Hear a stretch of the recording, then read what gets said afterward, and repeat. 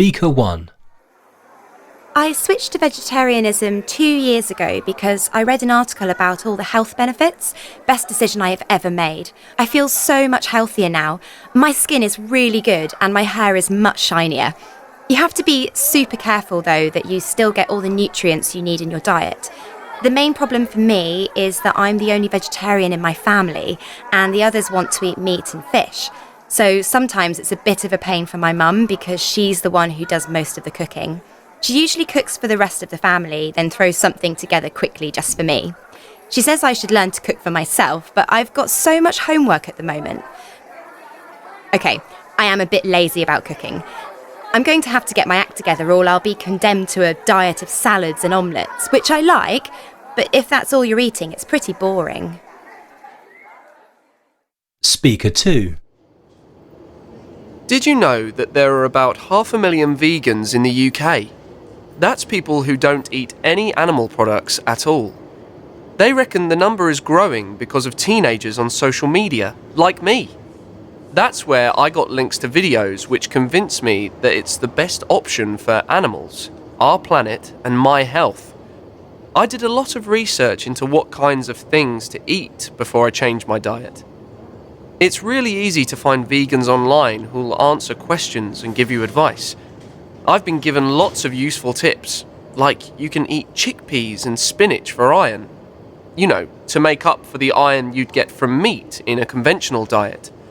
I still really miss fried eggs and normal chocolate. Oops, I mean non-vegan chocolate. My family have been supportive about the change, but I get teased a bit at school. Some people think that being a vegan is weird. Luckily, I've got a lot of friends who tell them it's cool. Speaker 3. I gave up eating meat a couple of years ago because at the time I was following a celebrity who was a veggie. Stupid reason, I know, but you see beautiful, glamorous people on Instagram and you want their lifestyle, so I became a vegetarian. I don't miss meat, but I still eat fish sometimes, which sort of isn't really allowed. My main problem is that I'm not too keen on vegetables. My dad finds that hilarious. He's always going, "How can you be a vegetarian if you don't like vegetables?" I do like chips though, and tomato ketchup. They're made from vegetables, aren't they? I don't eat that much fruit either, apart from bananas.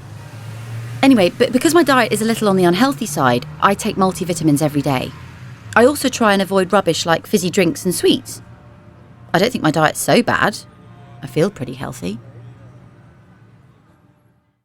Speaker 4. My whole family's vegetarian, so if you're brought up that way, it seems perfectly normal. My parents are both good cooks and we had a very varied diet. We ate lots of international dishes, Italian, Indian, Middle Eastern and so on. I never really missed meat or fish, except when I went out with friends. When I was young, I remember lots of birthday parties in hamburger places. That was a bit tricky. When you're young, you never like being different. But later, quite a few people in my class at school became vegetarian, so I was no longer the odd one out. Anyway, now I've left home, I keep having lapses. I wouldn't admit it at first, but I have tried meat a couple of times and I'm getting to really like fish. I feel awful sometimes, but I love food and I want to experiment with everything. I haven't told my mum and dad. They'd be shocked. Speaker 5.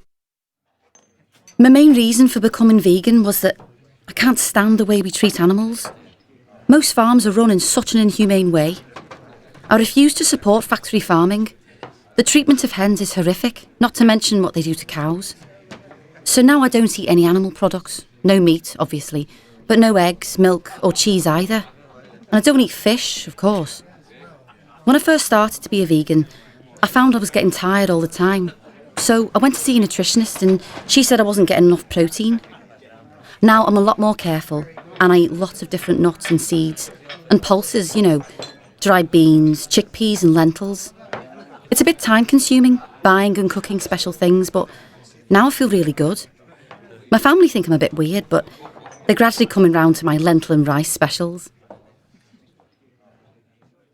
This recording was created by the British Council. To find more English language learning material for teenagers, please visit www.britishcouncil.org/learn English teens.